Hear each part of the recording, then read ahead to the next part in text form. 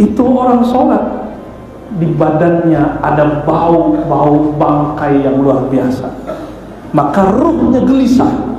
Ketika sholat dia ingin segera cepat, ingin buru-buru. Disitulah sejarahnya, sejarah rohani, secara kronologis, kenapa orang tidak tumanina, tidak bisa tenang. Kenapa? Ruhnya gelisah. Bapak Ibu, sahabat-sahabat, saudara-saudariku yang mohon Allah, saya ini bukan orang suci bicara begini. Yang saya ceritakan itu bobrok saya sendiri, karena pernah merasa bobrok dan sampai hari ini saya ini hina. Maka saya berbagi cerita kisah bahwa mau belajar Thariqat 1000, dapat wiridan 70.000, jadi mursyid 7 tarekat nggak ngaruh. Barsisol 500 tahun jadi mursyid, muridnya bisa duduk ngawang, tapi meninggalnya dia menyembah syaitan. Ketika dia diikat, datanglah syaitan berwajah malaikat, karena dia tahu wajah malaikat, karena dulu pernah satu pangkat dengan malaikat. Apa kata syaitan? Barsisol, maukah kamu selamat? Kamu tidak akan dihujat. Ternyata ada satu riya yang muncul di kolbu orang yang belajar zikir dan santri-santri, ulama-ulama. Ulama santri insya Allah terbebas dari riya, suka dipuji, bebas. Malah risih kalau dipuji orang.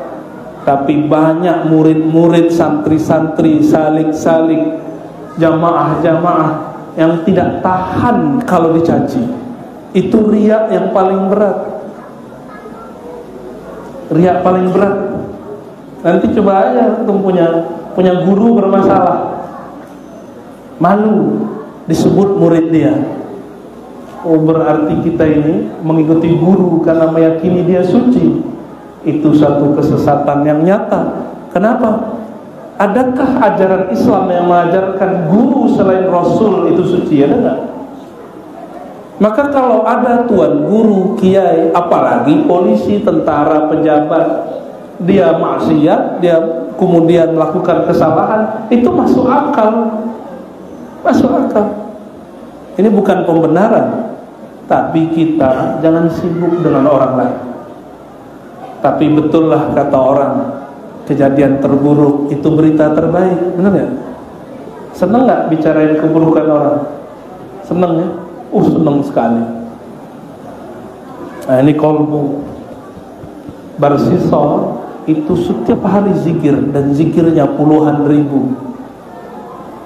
Ketika dia diikat, kata syaitan, Barsisol, setelah ini engkau tidak akan dibenci lagi, aku akan selamatkan engkau, tapi syaratnya satu, sujud kepadaku.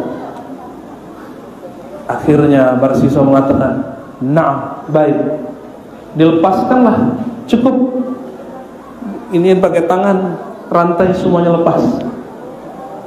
Lalu Barsisol sujud. Di saat sujud, dia belum angkat kepalanya, malaikat maut menyambar, mati su'ul khatimah. Na'udzubillah min dzalik. Syukran. Barakallahu fikum.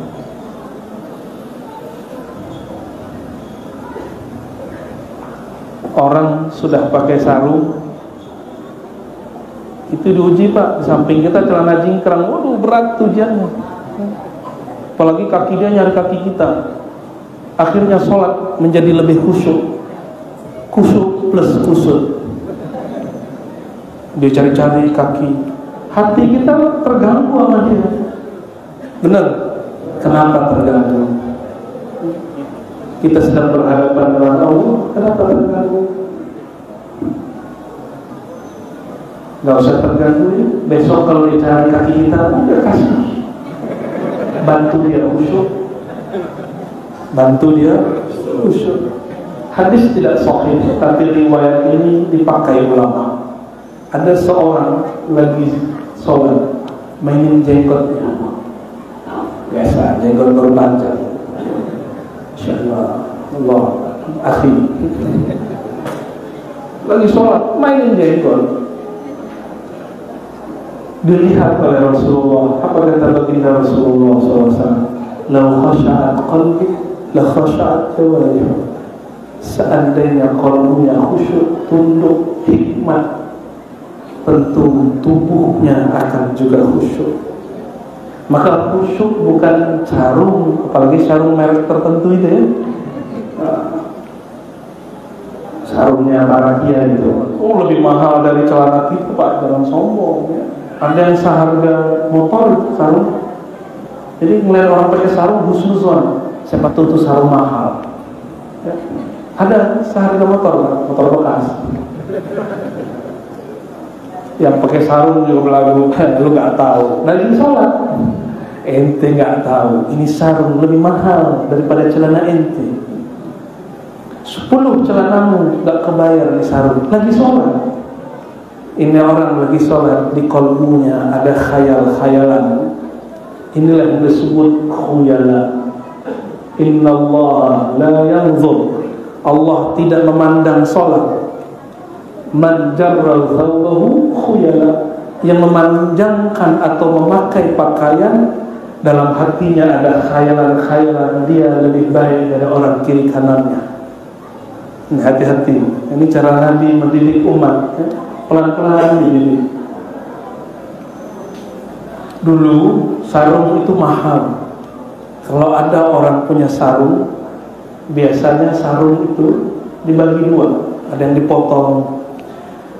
Maka disebutkan dalam Sahih Bukhari, kebanyakan sahabat karena waktu itu paceklik, sarungnya hanya sampai betis, pertengahan betis.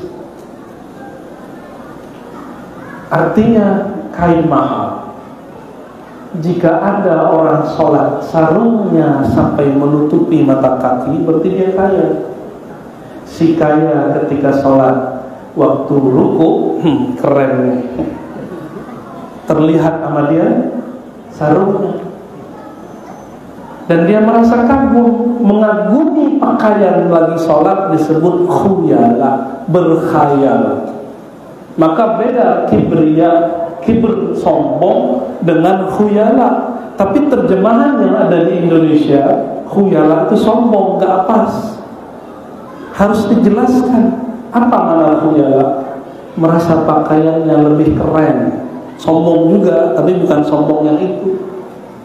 Jadi khuyala itu pada performan pakaian, itu khuyala. Maka saya menghimbau, mau yang celananya jingkran, mau yang pakai sarung, yang pakai gamis, gak usah sibuk sama kiri kanan. Karena zaman ini sarung sudah murah, celana pun murah, 20.000 sudah dapat. Dan jangan sholat pakai celana dalam orang Arab. Tahu celana dalam orang Arab? Orang Arab itu celana dalamnya panjang, paham? Pakai gamis, saya pakai gamis, di dalamnya pakai celana panjang. Jangan sholat menghina Allah dan Rasul. Sholat kok pakai celana dalam? Celana dalam orang Arab. Yang afdol, Nabi tidak pernah sholat pakai celana. Kalau pakai celana yang sopan. Celana kita ngantor, celana kita kerja. Jangan pakai celana gunung, kecuali lagi hiking. Adab ya. Pakai sarung lebih afdol. Coba antum cari yang pakai celana jingkrang, ini saya tantang ya, nggak melarang, tapi saya menantang. Cari satu hadis saja baginda Rasulullah pakai celana dan jingkrang. Kalau ente benar ikut sunnah, nggak ketemu. Maka jangan berbangga dengan celana itu. Sama yang pakai sarung nggak boleh belagu juga. Udah seneng aja yang pakai sarung. Enggak juga. Nabi itu sering, karena sholatnya panjang, sering benerin sarung lagi sholat. Benerin sarung lagi sholat. Berarti Nabi pakai.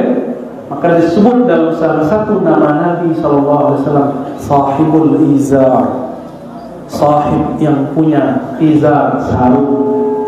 Sunnah pakai sarung Pak. Jadi yang pakai sarung niatkan ikut baginda Nabi Muhammad SAW. Terus kenapa saya malam ini pakai gamis? Ya adanya ini. Ini pakaian Arab sekarang. Arab dulu pakaiannya 2 potong, atas dan bawah. Atasnya kemeja, bawahnya sarung, lalu baru jubah luar. Kok jadi ngomongin sarung ya? Karena ada kaitannya dengan kolbu. Ini yang ringan-ringan saya bicara ya. Karena kata kawan ada yang bisik-bisik di kolbunya, Buya, jangan berat-berat ya. Insya Allah nggak berat-berat. Berapa kali Allah menyebut kata kolbu di Quran? Nah, terpikir nggak? Berkali-kali, lebih dari 100 kali. Dan itu jumlah yang fantastis, karena Allah tidak pernah menyebut kata sholat sebanyak itu, tidak pernah menyebut kata zakat, apalagi haji umroh sebanyak itu. Tapi kenapa para dai lebih banyak dakwah umroh daripada dakwah sholat khusyuk, dakwah kolbu? Silakan dakwah umroh tapi dengan kolbu. Silakan dakwah ziarah tapi dengan kolbu. Apapun amalnya bil qalb, dengan kolbu. Tapi yang banyak disebutkan di Quran itu kolbu berpenyakit. Artinya apa? Kebanyakan kolbu memang berpenyakit. Termasuk kolbu yang lagi bicara ini. Kolbu saya banyak penyakitnya. Masih ingat ada di surat Al-Hujurat, ngomongin orang sama dengan apa? Makan bangkai orang hidup. Mending makan bangkai ikan mati, enak. Campur sama tempoyak. Kata orang Jambi enak, kata orang Padang belum tentu.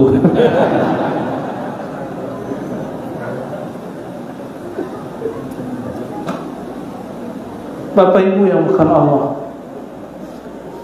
kalau membicarakan orang sama dengan makan bangkai, bau nggak?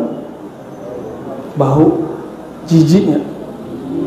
Kalau antum menyimpan kebencian di sini, kalau dikeluarin itu sama dengan najis dibuang. Kok nyaman hidup ada najis di dalam badan? Saya mau tanya, kalau berangkat sholat, tiba-tiba ketika di jalan terkena najis di sarung, nyaman nggak? Kalau dibawa dipaksakan sholat, kepikiran nggak? Kita kepikiran. Dari awal takbir sampai assalamualaikum yang teringat bagian najis itu. Sudah mulai paham? Kalau masuk ke dalam masjid, masuk ke Baitullah, masuk ke dalam sholat, di kolbu ada 1 noda saja. Antum biarkan kebencian kepada makhluk, berburuk sangka kepada makhluk, iri dengki kepada makhluk, merasa lebih alim, lebih suci dari seorang makhluk. Itu orang sholat, di badannya ada bau bangkai yang luar biasa, maka ruhnya gelisah. Ketika sholat, dia ingin segera cepat, ingin buru-buru. Disitulah sejarahnya, sejarah rohani, secara kronologis, kenapa orang tidak tumanina, tidak bisa tenang. Kenapa? Ruhnya gelisah. Mandi pakai air apa? Comberan, kayak gitu. Bersih nggak? Nyaman nggak? Tambah kotor. Lam yazdad minallahi illa bu'da. Yang bertambah tambah jauh. Dia sholat, habis sholat dia merasa, gua udah sholat, suci dah, ya. Udah soleh. Maka hati-hati berhijrah, hati-hati berguru. Al-Islam minad-din, berguru itu adalah kunci benar beragama. Kalau salah berguru, nanti salah cara beragamanya. Banyak kawan kita dulu teman ngopi, teman sarapan, ya sekarang nggak mau lagi ngopi. Kenapa? Cuma karena beda sarung sama celana jingkang. Ya, ini fakta Pak. Ini pengalaman saya maksudnya. Nggak tahu kalau antum di sini sama. Loh, kok ada orang bertambah ilmu agamanya, bertambah permusuhannya ke sesama mukmin? Aneh nggak? Terus gimana dengan ayat innamal mu'minuna ikhwah? Sesungguhnya orang beriman itu bersaudara. Iman di mana? Taruhnya di pakaian, atau di kolbu? Apa di jenggot? Berarti yang jenggotnya paling banyak, imannya paling berat. Oh, itu. Dikit. Tapi kebanyakan orang Jambi nggak berjenggot. Cowok nggak sih? Pakai jenggot lah Pak, dikit. Nggak usah malu, nggak usah dengerin ibu-ibu. Ibu-ibu ini kan risih. Dia belum tahu kalau cowok berjenggot itu gagah. Maaf ibu ya.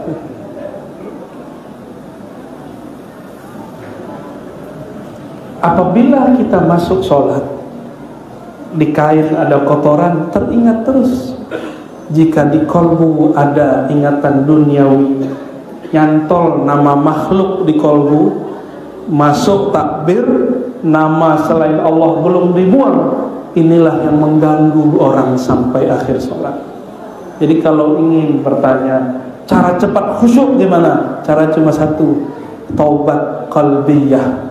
Taubat qalbu, taubatkan qalbumu, karena yang dipandang Allah qalbu. Yang Allah pandang qalbu, berarti yang diterima apa? Qalbu. Allah tidak terima zahirnya. Maka mohon maaf, mau celana jingkrang ataupun pakai sarung, atau sarungnya pun dijingkrangkan, pakai serban, pakai gamis, pakai jubah, mohon maaf, jika kolbunya tidak merasa hina di hadapan Allah, jika di kolbunya masih ada nama-nama selain Allah, Allah cemburu dan tidak memandangnya. Pernah lihat, mohon maaf nih bapak-bapak, istri kita kalau cemburu gimana? Wajahnya dibuang nggak? Gitu ya, benar Bu ya. Sama Allah, jika sudah melihat ada nama selain namanya di dalam kolbu, dia akan berpaling. Dia akan berpaling. Kapan Allah mulai melirik? Jika di kolbu mulai menyebut namanya. Inilah makna ayat fazkuruni azkurkum. Sebut aku, pelan-pelan sebut namaku. Siapa namaku? Yang nurunin Quran siapa namanya? Yang nurunin Quran siapa namanya? Tuhan kita siapa namanya? Allah. Sebut namaku, aku akan sebut namamu. Itu terjemahan. Tapi kalau tafsir lain. Duluan mana yang menyebut? Makhluk apa khalik? Khalik apa makhluk? Duluan kita apa Allah? Maka ciri-ciri kita disebut oleh Allah dengan kekodimannya, karena dia huwal awwal wal akhir, dialah yang maha awal. Ciri-ciri kita disebutnya, lisan ini mudah menyebutnya, qalbu wajilat qulubuhum, qalbu bergetar ketika memasukkan namanya. Pernah jatuh cinta Pak? Jangan sama cowok, sama cewek. Pernah disebut nama dia, pernah berdesir nggak? Dulu, sekarang udah enggak. Kalau iya, mati kata orang Padang, mati toga. Tahu ya? Mati raso. Bukan, lalu berdiri mati. Kalau tiap hari kita berdesir, bisa jantungan, mati kita. Maka getaran kolbu diberikan awal kita jatuh cinta atau kita sedang rindu. Makanya kalau malam takbiran jauh dari kampung, nangis kan? Saya kira si bapak di samping saya nangis karena rindu kepada Allah dan Rasulullah. Saya tanya, yang tenang bapak. Si bapak, saya ingat kampung saya. Ya salah. Kirain dia ingat kepada Allah, ternyata ingat kampungnya. Tapi tidak salah, karena dia hanya diajarkan hari raya itu pulang kampung, padahal hari raya itu pulangnya ruh kepada Allah. Makanya orang takbir, coba kalau kita takbir nyembelih, berarti menyembelih itu hari rayanya ruh yang ada di hewan itu. Dia senang sekali kalau yang menyembelihnya nyebut nama Allah, Bismillahi Allahu Akbar. Ruhnya senang dan ridha dan mengatakan, aku berpulang kepada yang mempunyai ruhku. Makanya itu hewan-hewan ternak yang disembelih dengan nama Allah girang, Pak. Kita baca nama Allah yang kita baca saat hari raya. Itulah hari rayanya semua hewan, jika dia disembelih dengan nama Allah. Kajian bid'ah baru dengar. Ya, coba kalau baca takbir itu ngapain? Allahu Akbar, Allahu Akbar. Kita lagi semangat, lagi berhari raya. Bapak Ibu, saudara-saudariku makan Allah yang masih punya kolbu, coba sekarang tidak membayangkan diri lebih mulia dari yang di samping, kanan, kiri, depan, belakang. Sudah belum? Sudah, ya. Coba dalam hati katakan, ya Allah, aku belum tentulah lebih mulia dari orang di hadapanku, daripada orang di belakangku, orang di samping kanan dan kiriku. Coba katakan itu. Coba pejabatannya semua pegang dadanya. Ya Allah, sama-sama. Ya Allah, daku hambamu yang hina. Aku lebih hina dari yang di depanku, dari yang di samping kanan dan kiriku. Begitu juga orang yang di belakangku. Buka matanya. Nah, kalau takbir, mau takbir, ini teknik mau khusyuk. Pegang dulu dada sebelum takbir. Katakan, ya Allah, aku hina, hambamu hina, hanya engkau yang mampu membersihkanku. Baru takbir, kecilkan diri, baru sah takbirnya. Allahu Akbar. Saya pastikan khusyuk walaupun cuma 1 menit. Lumayan. Belajar khusyuk. Nanti takbir lagi, merinding lagi. Takbir lagi, merinding lagi. Begitulah terus. Setiap hari takbir, merasa diri kecil, hina. Gampang kok, ya? Gampang merasakan kehinaan diri. Coba sekarang pejam lagi matanya. Coba ikuti, pejam matanya. Coba bayangkan, hari ini ya Allah, mataku bermaksiat, mataku melihat yang haram ya Allah. Aku tahu itu haram ya Allah, tapi aku menikmati ya Allah.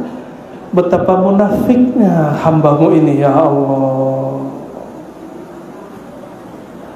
Buka mata lagi ya. Jangan lama-lama, ntar nangis semua, nggak jadi ngaji kita. Betul mata hari ini ngeliatnya haram? Sama, mata saya juga sama. Kita tahu itu haram, tapi mata kita manjakan. Pakai ngeles lagi. Laka nazratul ula, bagimu pandangan pertama. Dilama-lamain pertama ya. Kita munafik. Maka Sayyidina Al-Hasan Al-Basri, murid Sayyidina Ali, murid Abu Hurairah, mengatakan, apa kata beliau? Aku bertemu sahabat Nabi, dan hampir setiap mereka merasa dirinya munafik. Loh, kok ada orang hari ini baru hijrah, baru ngaji, merasa dirinya lebih benar dari Ustaz Kiai yang sudah belasan bahkan puluhan tahun ngabdi untuk. Aneh ya? Kok sudah mulai berani membid'ahkan guru yang dulu mengajarkan dia? Aneh. Kok sudah mulai berani mencari-cari kesalahan gurunya? Dia lupa kesalahan dirinya. Itu aneh. Ini Sayyidina Hasan Al-Basri. Maka beliau ketika dibacakan surat Al-Hadid, alam ya'ni lilladzina amanu an takhsha'a qulubuhum li dzikrillah. Kalau diterjemahkan secara bebas, kapan orang beriman itu kalbunya lembut sehingga tersentuh disebut nama Allah, tersentuh disebut nama Muhammad Rasulullah? Kapan? Sayyidina Al-Hasan Al-Basri didengarkan bacaan ayat itu, dia langsung pingsan, berjam-jam baru bangun. Di satu riwayat disebutkan 2 hari dia baru bangun, pingsan. Ada orang begitu. Betapa kerasnya hati saya, hati kita semua. Dari tadi kita sebut nama Allah, kok enggak bergetar ya? Ya. Mungkin Karena di mata masih penyimpan maksiat yang belum ditobatkan. Oleh karena itu tobat mesti setiap saat, bukan lagi setiap hari, setiap saat. Bukan nanti, loh Buya berarti taubat sambalado. Bukan, namanya taubat tawabin. Apa arti taubat tawabin? Taubat orang yang mengulang-ulang taubatnya. Jangan tunggu nanti mau mati. Ada yang tahu matinya kapan? Mungkin nanti ada yang pulang, Allah cabut nyawanya di jalan, tiba-tiba tabrakan. Ada yang gak nabrak, tapi dia nabrak pohon. Kawan saya salam-salaman, dia bilang saya pamit ya, maaf kalau jarang ketemu. Ternyata itu pamit terakhir. Malam-malam jam 3, mau menjelang jam 4 sebelum subuh, dia pakai motor pulang ke daerah Tangerang. Tiba-tiba dia nggak nabrak siapa-siapa, tapi dia nabrak pohon. Kepalanya retak pecah, pendarahan. Allah jemput. Tapi kami saksi semua dia orang baik. Meninggalnya di saat dia merindukan Allah dan Rasulnya. Ternyata dia kalau di motor nyebut nama Allah, Allah, Allah. Kita lagi sholat pun gak ingat Allah. Benar. Gimana lagi makan? Gimana lagi jalan-jalan? Gimana lagi kawin? Rasulullah SAW ingat Allah fi kulli ahdan. Begitu kata Sayyidatuna Aisyah. Hadis Imam Muslim, hadis sahih, hadis Bukhari bahkan ada lafaznya bahwasanya Rasulullah mengatakan, masalul ladzi yadhkur rabbahu wal ladzi la yadhkur rabbahu kamasil hayy wal mayyit. Nabi itu ingat Allah setiap saat, maka ruhnya hidup, kalbunya hidup. Karena beliau mengatakan orang yang ingat Allah itu hidup, orang yang lalai kepada Allah itu bangkai. Betapa banyaknya orang hari ini bangkai berjalan. Bangkai berjalan bagi. Wajar kalau kesambar setan. Wajar jika wajah sudah mulai berubah. Saudara-saudariku yang mulakan Allah, maka kita datang setiap hari kepada Allah. Satu makom aja diulang-ulang, makom taubat. Mau ngamalin? Mau ngamalin? Tidak pakai hitungan lagi. Cukup katakan, mata dipejam, dada kita pegang. Astaghfirullah. Ikuti. Astaghfirullah. Ya Allah, ampuni dosa mataku, mata yang memandang kepada yang haram tapi menikmatinya. Ya Allah, ampuni pendengaran telingaku yang masih mendengarkan berita-berita gosip, mendengarkan aib-aib orang lain, dan juga sangat menikmatinya. Ya Allah, astaghfirullah. Ampuni lisanku ya Allah. Kadang aku menyakiti saudara sendiri, kawan sendiri, tapi kami tidak merasa ya Allah. Astaghfirullah. Turun ke tangan ya Allah. Tangan kami pernah memegang yang haram, mengambil yang haram. Kaki kami ya Allah pernah melangkah kepada yang haram. Perut kami ya Allah pernah dimasuki makanan yang haram. Kemaluan kami ya Allah pernah menikmati, terangsang kepada hal yang Engkau tidak ridhai. Dari ujung rambut, ubun-ubun, iktikadkan astagfirullah, mengalir ke wajah, astagfirullah, mengalir ke dada, perut, tangan, kaki, semuanya sampai ujung kaki.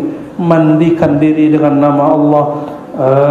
Astaghfirullah, astaghfirullah. Pegang lagi dadanya ya Allah. Di hati kami ya Allah ada nama selain Engkau. Ya Allah, di hati kami ada penyakit yang membusukkan hati ini, yaitu sombong. Ya Allah, merasa lebih baik dari orang sekitar. Ya Allah, merasa lebih alim daripada orang sekitar. Ya Allah, merasa lebih dermawan dari orang sekitar. Ya Allah, Allahumma ya Allah, yang maha tahu busuknya hati kami, kotornya jiwa kami. Jika Engkau tidak membersihkannya ya Allah, maka tiada lagi yang dapat membersihkannya ya Allah. Maka malam ini ya Allah, dengan nama-Mu Ghaffar, Ghafur, Maha Pengampun, ampunkan kami dari ujung rambut sampai ujung kaki, dari dosa yang zahir sampai dosa yang batin, dari dosa hati sampai dosa nafsu. Al-Fatihah. Allahumma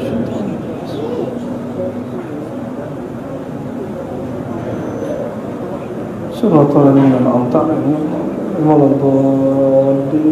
Amin. Usap mukanya. Ketika ada malaikat Munkar Nakir dikubur, di dunia, di bumi ada malaikat Raqib Atid berpasangan. Malaikat ini akan menulis dosa-dosa dari mata, dari telinga, dari kolbu. Jika hari ini tidak ada istighfar, maka berdasarkan hadis ini, saya saksinya dengan hadis Nabi yang sahih itu, dosa kita yang tadi siang insya Allah Allah ampun. Alhamdulillah. Mungkin masih ada yang meraba-raba, kok saya nggak tersentuh, teman saya tersentuh, kok teman saya nangis, saya tidak nangis. Tangisilah itu, ya Allah, temanku nangis, apa masalah hatiku sehingga aku tidak bisa tersentuh? Tangisi itu Pak, pulang tangisi itu. Kawan kita merinding, kita nggak merinding, tangisi itu. Apa masalah hati kita? Apa masalah kolbu ini? Jangan-jangan kolbu ini sudah dikuasai selain Allah. Karena syaitan mengalir di semua pembuluh darah, dia bisa mengepung jantung. Harapan kita cuma satu, getarkan nama Allah di kolbu, maka semua syaitan akan kesetrum, dia akan keluar. Di dalam hadis yang sahih disebutkan, jika ada orang azan, maka syaitan lari dan dia kentut seperti orang masuk angin, dan kentutnya besar, kadang lebih besar dari toa. Yang dengar cuma ahli kasyaf, yang kalbunya dibukakan. Tapi untunglah kita nggak diperdengarkan. Coba Bapak ini setiap kali azan dengar kentut setan, dengar kentut kawan aja kita jijik, apalagi kentut setan. Akhirnya dia cari tempat buang air kecil, yang tempatnya tutup dan jauh. Disitulah mereka bersembunyi. Maka kalau masuk ke kamar mandi harus baca doa. Kalau berwudu mesti di kolbunya menyebut nama Allah. Kalau nggak wudunya ditemani seorang syaitan namanya walhan. Inilah yang membuat orang bolak-balik wudu bisa setengah jam. Ya, itu akibat masuk ke tempat wudu tidak baca doa, dan lagi wudu tidak menyebut nama Allah dalam kolbu. Bahaya Pak. Coba saya tanya, kalau ada perintah di Quran wajib atau bukan? Di Quran dibedakan zikir pagi sore dengan zikir secara umum. Dalam surat Ahzab dikatakan, ya ayyuhallazina amanu zkurullaha dzikran katsiran wasabbihuhu bukratan wa asila. Wahai orang yang beriman, sebutlah nama Allah sebanyak-banyaknya. Berarti wajib tak? Nabi tidak mau membebani sahabat, maka diajar mulai dari 10, 25, 33, 70, 100.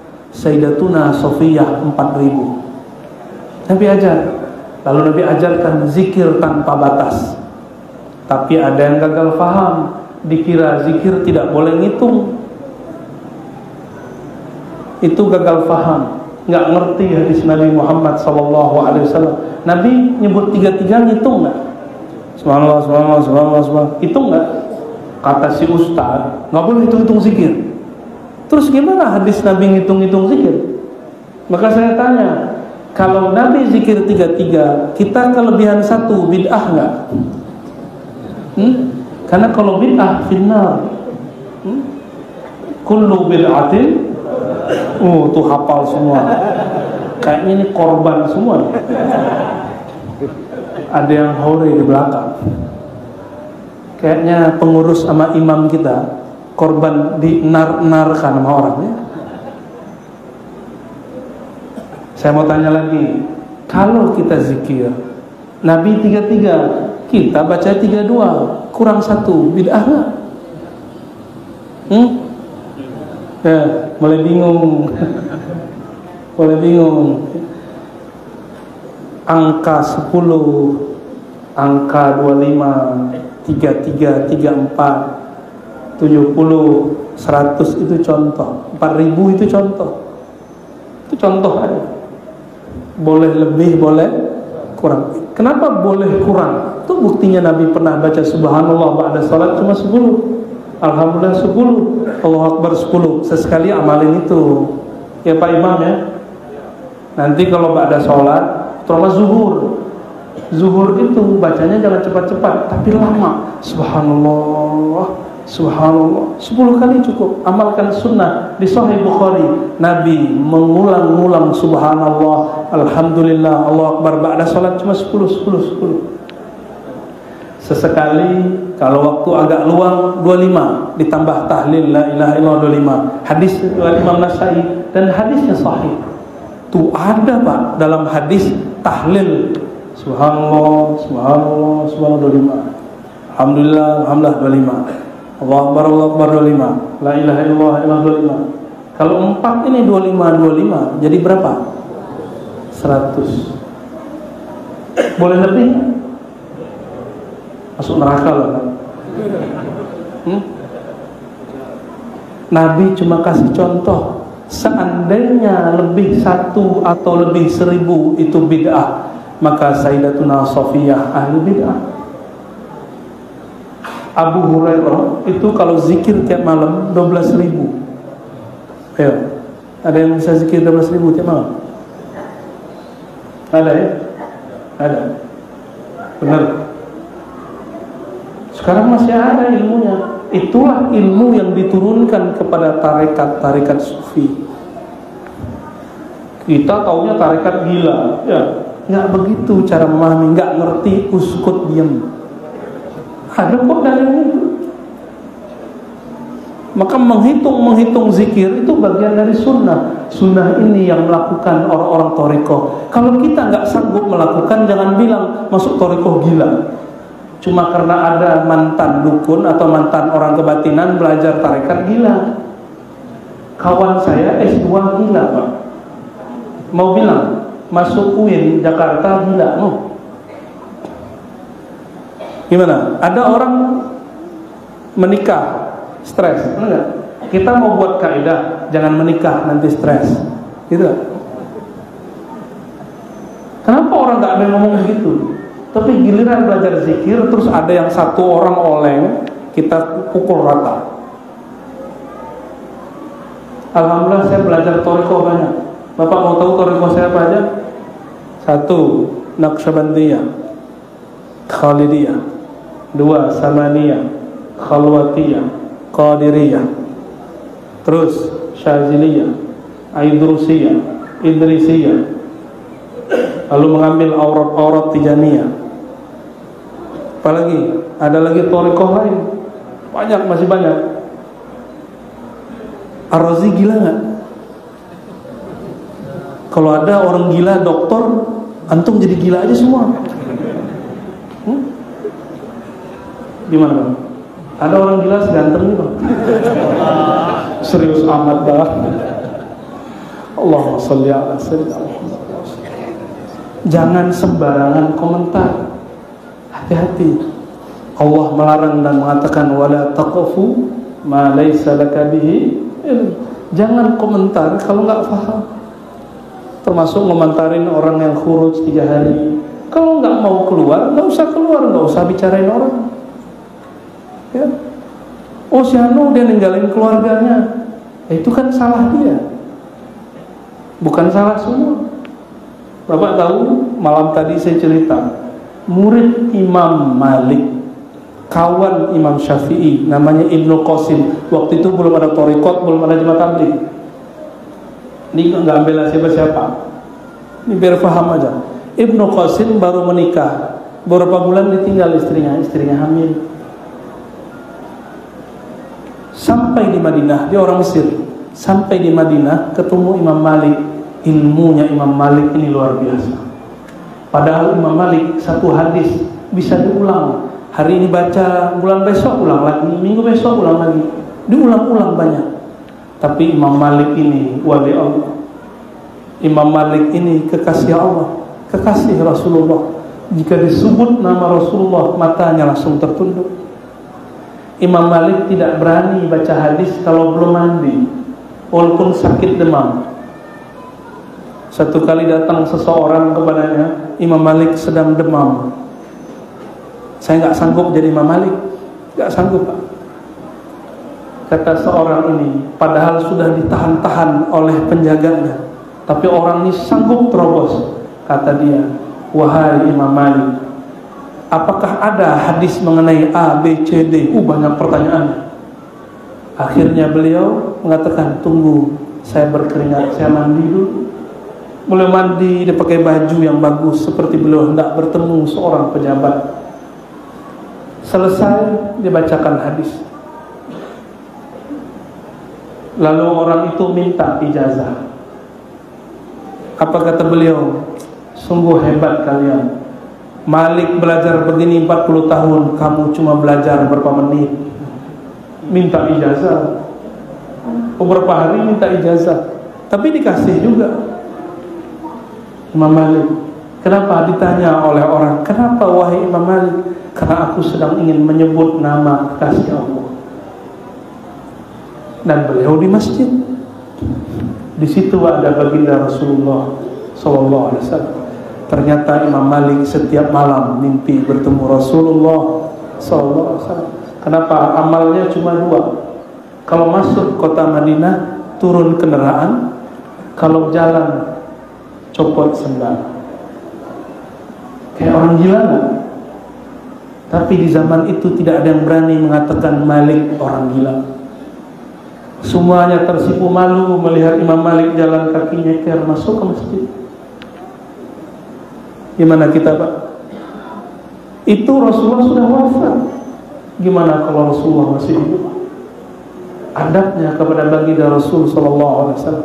Oh sekarang askar-askar betul-betul enggak sopan. Kita mau menyapa Rasulullah berkata haram, ya haji haram. Benar enggak? Pernah dibentak enggak? Pernah dibentak enggak? Ya haji haram. Emang yang enggak bisa bahasa Arab. Kita juga bisa ngomong bahasa Arab kok ya. Ya haji haram, saya malas dengar itu. Ya. Dulu, nah ini pernah saya ceritakan di tempat lain. Syekh Sya'rawi ahli tafsir di Mesir.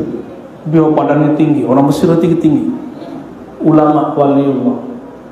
Mengerti ilmu yang zahir dan juga yang batin, yang tampak dan tidak tampak. Dia masuk ke raudhah. Di situ dia ciumlah pagar kuburannya Rasulullah SAW. Syirik enggak?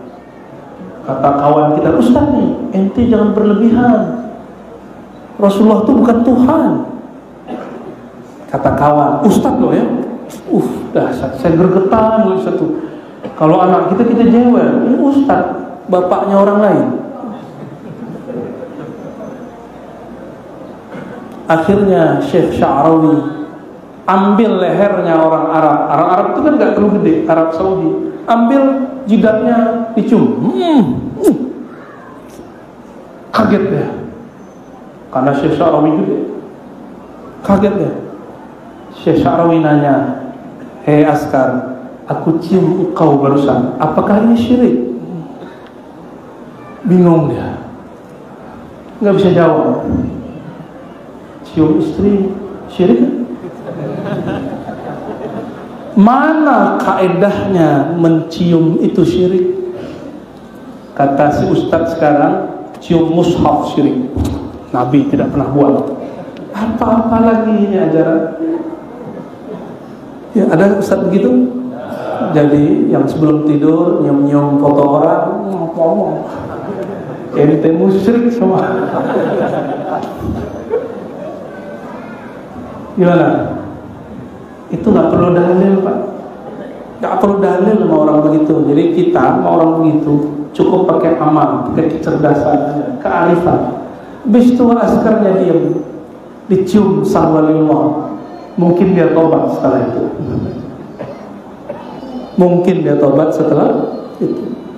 Satu kali Sayyidina Muawiyah, ini kawan politik Sayyidina Ali. Ini sahabat-sahabat ini bertengkar juga masalah politik. Maka jangan heran kiai sama kiai tengkar masalah politik, biasa aja. Jangan kemudian membela kiai yang sama pilihan sama kita, biasa aja. Kan guru kita semua. Sayyidina Muawiyah melihat ada orang ditegur karena menyentuh bagian yang bukan Hajar Aswad. Cium-cium di peluk-peluk itu bagian bata itu, tapi itu bukan Hajar Aswad. Kata orang, syirik, bid'ah. Dalam hadis yang sahih Muslim, seingat saya, Sayyidina Muawiyah mengatakan, tidak ada satu jengkal pun, 1 mili pun di Ka'bah ini yang tidak berkah. Semua diberkahi. Kenapa? Karena di situ Rasulullah dulu pernah bertawaf. Dalam satu riwayat yang ada yang memperdebatkan riwayat ini, tapi saya percaya riwayat ini. Sayyidina Bilal mimpi bertemu Rasulullah sallallahu alaihi wasallam. Apa kata baginda Rasulullah? Ya Bilal, lam narak. Kami lama tidak melihatmu. Di mana Sayyidina Bilal tinggal? Setelah Nabi wafat, Abu Bakar wafat, dia minta izin jihad ke Syam.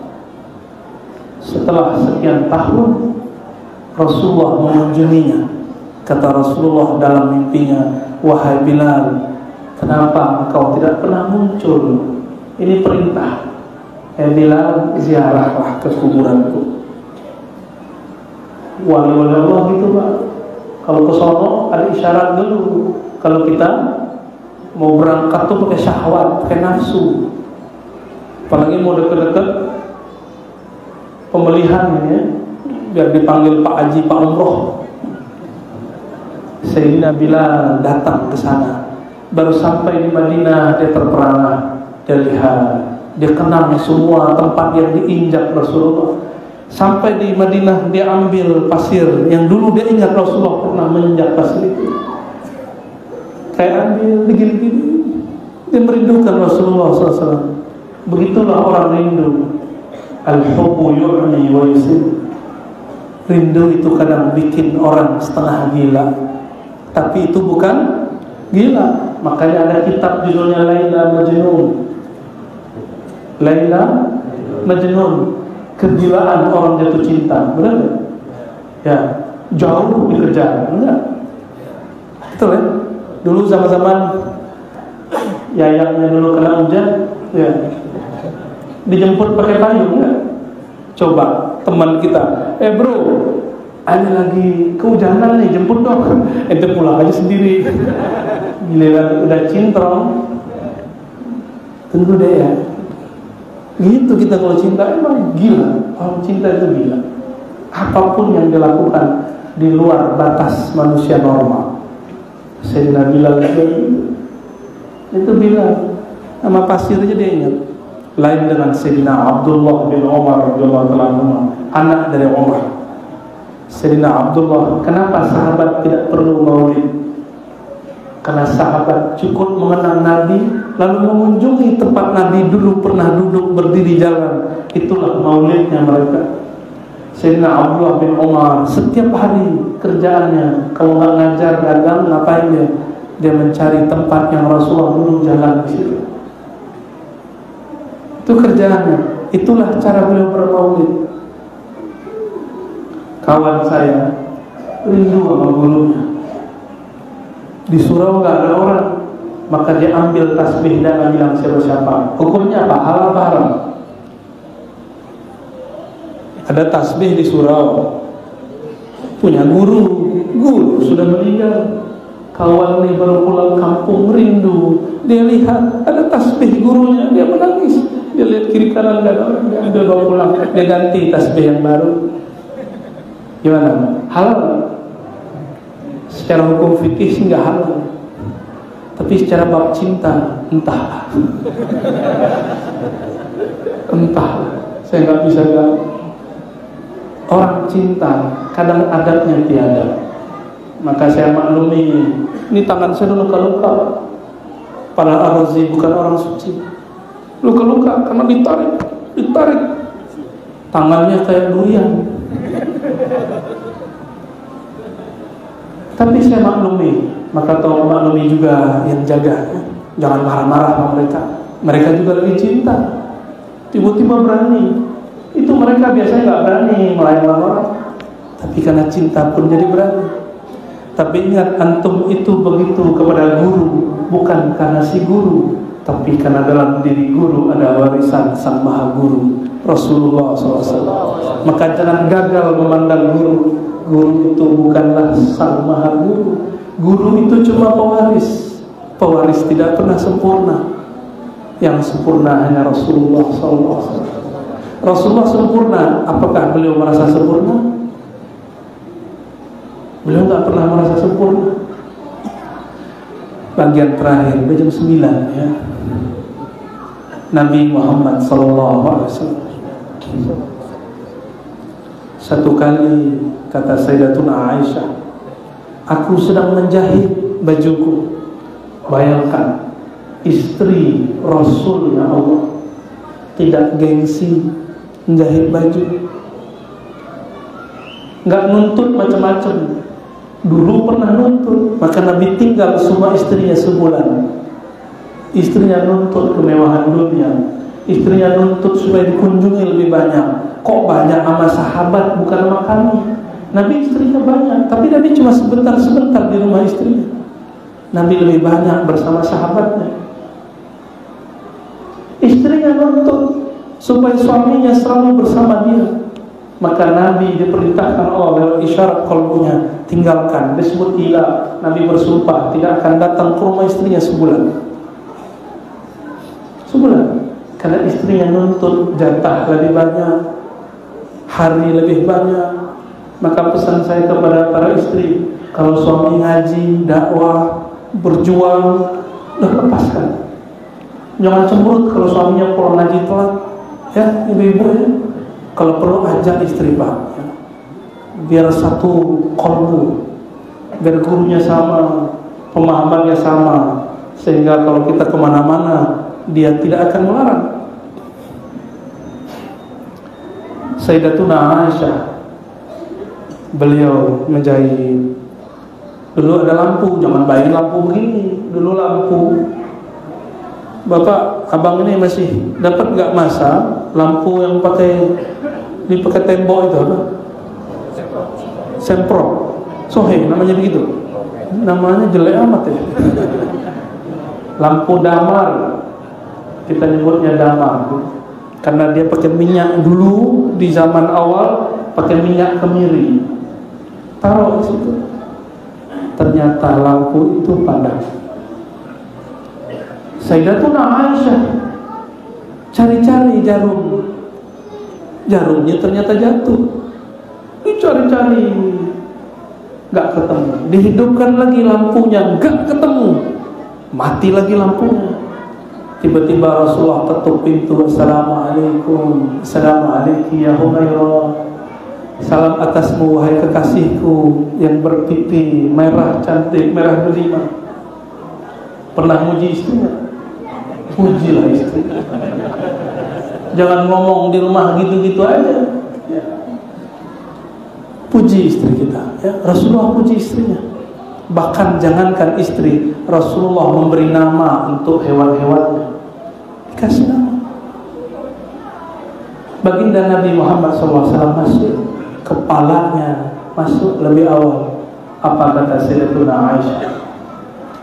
Dari wajahnya terbitlah cahaya sehingga aku melihat di mana jarum itu jatuh. Tapi Nabi tidak boleh memperlihatkan wajah ini setiap saat. Itulah wajah yang lebih indah dari wajah Sayyidina Yusuf, yang mana Sayyidina Yusuf ketika dilihat oleh ibu-ibu arisan, waduh, itu ibu-ibunya cantik-cantik Pak. Maklum ibu-ibu terawat. Antum nggak puji-puji istri karena nggak mau modal dikit lah ya. Rawat istri kita. Lalu ketika Sayyidina Yusuf lewat, ibu-ibu tidak sabar melukai tangannya. Benar. Itu ilmu debus Thariqat Al-Yusufiyah. Cuma memandang wajah fisik Sayyidina Yusuf, semua ibu-ibu terpana dan tidak sadar melukai, bukan memotong, melukai, luka. Dan mereka tidak merasakan sakit sama sekali. Coba bayangkan jika ada orang meninggal, ruhaniah Rasulullah menemaninya, apakah dia merasakan sakit? Coba bayangkan sahabat Nabi ketika tombak mengarah kepada Rasulullah waktu perang Uhud, dia kemudian berdiri di hadapan Rasulullah. Rasulullah akhirnya hanya sedikit hampir terkena tombak, tapi tombak tembus di dada orang. Tapi dia tidak merasakan sakit karena dia ingin menyelamatkan kekasihnya Rasulullah. Ada orang begitu untuk Rasulullah yang mau berkorban. Apakah mereka musyrik? Enggak, mereka enggak musyrik. Itulah cinta. Apa kata mantan budak Rasulullah yang dimerdekakan? Nabi kalau beli budak dimerdekakan. Namanya Sauban ini budak orang hina lalu diangkat jadi orang mulia di sisi Rasulullah. Lalu setara dengan sahabat yang lain, bekerja seperti biasa. Tapi Sauban ini setiap kali kerja yang dia lihat gerak Nabi, pulang ke rumah yang dia lihat wajah Nabi, maka dia cepat datang kepada Rasulullah lalu menangis mengatakan, "Ya Sayyidi ya Rasulullah, apa yang terjadi pada diriku? Jika aku pulang yang aku rindui cuma dirimu." Begitu sahabat merindui Rasulullah sallallahu alaihi wasallam. Rasulullah satu kali didatangi oleh Sayyidina Umar. Sayyidina Umar bawa ayahnya, Sayyidina Abu Bakar bawa ayahnya. Ketika Sayyidina Abu Bakar bawa ayahnya, sang ayah mengeluarkan tangan ingin bersyahadat, ini masuk Islam. Lalu Rasulullah mengeluarkan tangannya juga, menerima baiat syahadat daripada ayahandanya. Di situ Abu Bakar yang selama ini enggak berani memandang wajah dan tangan Nabi, melihat tangan Nabi keluar, dia lihat bercahaya dan dia menangis.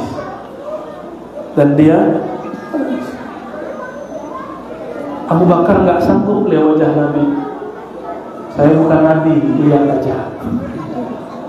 Rasulullah wajahnya tidak sanggup dilihat oleh para sahabat, kecuali seorang sahabat yang belum kenal itu Rasulullah, seorang perempuan yang mempunyai domba. Ketika Nabi berhijrah dari Mekah ke Madinah, Nabi mengatakan, "Wahai ibu-ibu, izinkan saya ngambil dombamu yang kurus kering." Si ibu-ibu izinkan. Lalu Nabi pijit-pijit itu domba, Nabi sholawatin lah, doain. Lalu dikeluarkan susunya, keluar susunya, mustahil secara akal. Akhir si ibu ini lihat, siapa ini orang? Dari ujung kepala sampai ujung kaki dia lihat. Sedangkan Abu Bakar nggak berani, Abu Bakar begini terus. Abu Bakar merasa nggak pantas memandang Nabi Muhammad SAW. Akhirnya meninggal Rasulullah yang mampu bercerita wajah Nabi si ibu itu. Inilah hikmah.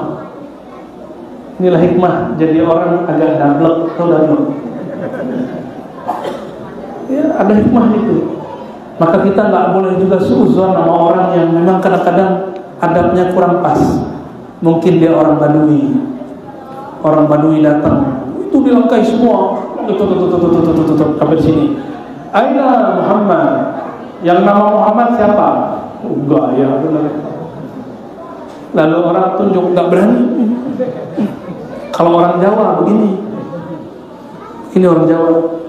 Kalau orang Jambi, oh, Muhammad. Ya, Jambi sama Padang 11-12 lah ya. Sama lah. Walhasil Nabi kemudian senyum. Kata dia, Muhammad. Masya Allah, manggil Muhammad. Jadi yang manggil Muhammad itu mungkin lagi kerasukan Badui. Apa kata dia? Allahumma arhamni wa Muhammadan.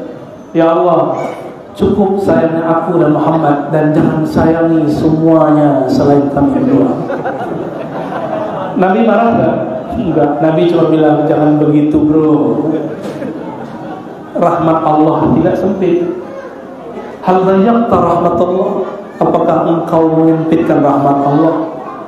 Nabi pelan-pelan, tapi Nabi senyum Pak.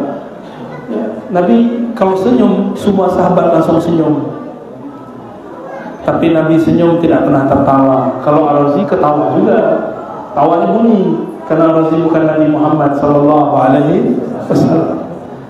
Saudara-saudara bukan Allah, sudah 9 lewat seberapa, menceritakan Nabi seumur hidup pun tidak akan selesai.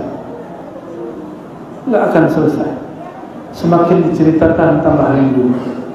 Semakin, ini saya baru cerita Pak, gimana antum mimpi ketemu Rasulullah. Ini baru saya cerita gimana Rasulullah di hadapan sahabat Rasul. Maka kita cukup sesali diri, apa gerangan kolbu ini kok tidak tersentuh ilmu nama Nabi, kok belum pernah mimpi ketemu Rasulullah SAW. Banyak-banyaklah sholawat. Saya tutup dengan ayat Innallaha wa malaikatahu yusholluna 'alan nabi. Jika Allah dan para malaikatnya sholawat, ya ayyuhalladzina amanu shollu 'alaihi wasallimu taslima. Maka wahai orang-orang yang beriman, malulah kepada Allah, malulah kepada malaikat Allah, bersalawatlah kepada baginda Rasulullah sallallahu alaihi wasallam. Saya ijazahkan satu salawat, salawat Abu Ruh, Abar Ruh atau Abati Rasulullah. Baca sama-sama. Asyhadu an la ilaha illallah wa asyhadu anna Muhammadar Rasulullah. Inna Allah wa malaikatahu yusholluna 'alan nabi. Ya ayyuhalladzina amanu shallu 'alaihi wa sallimu taslima. Baca Allahumma salli ala sayyidina Muhammad. As-salatu was-salam alaika ya sayyidi ya abati ya aba ruhi ya Rasulullah. Dimaknai ya Allah, sampaikan salam Engkau, sampaikan cinta Engkau kepada baginda Rasulullah, ayah ruhani kami. Ya Allah, sampaikan rindu kami, cinta kami, maafkan kepada ayahanda ruhani kami, Sayyidi Rasulullah. As-salatu wassalamu alaika ya Sayyidi ya abati ya abaruhi ya Rasulullah. Wahai Rasulullah, terimalah salam kami, terimalah cinta, terimalah kami jadi umat syafaati kami ya Allah di dunia dan di akhirat.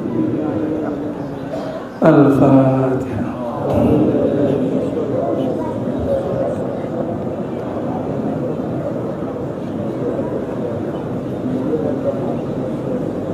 Allahumma ya Allah ya Rahman ya Rahim, ya Allah yang Maha Pengasih, yang Maha Penyayang, yang menurunkan rahmat kepada alam semesta, yang bernama baginda Nabi Muhammad sallallahu alaihi wasallam. Izinkan kalbu kami yang hina ya Allah berisi kasih sayang rahmat baginda Nabi Muhammad sallallahu alaihi wasallam. Allahumma ya Allah, kalbu kami berisikan kebencian, berisikan emosi, berisikan nama-nama selainmu dan nama-nama dunia. Maka malam ini ya Allah, tetaskan walaupun sedikit ya Allah api kerinduan, tetesan-tetesan kerinduanmu ya Allah. Rindu kepada Rasulullah sallallahu alaihi wasallam ya Allah.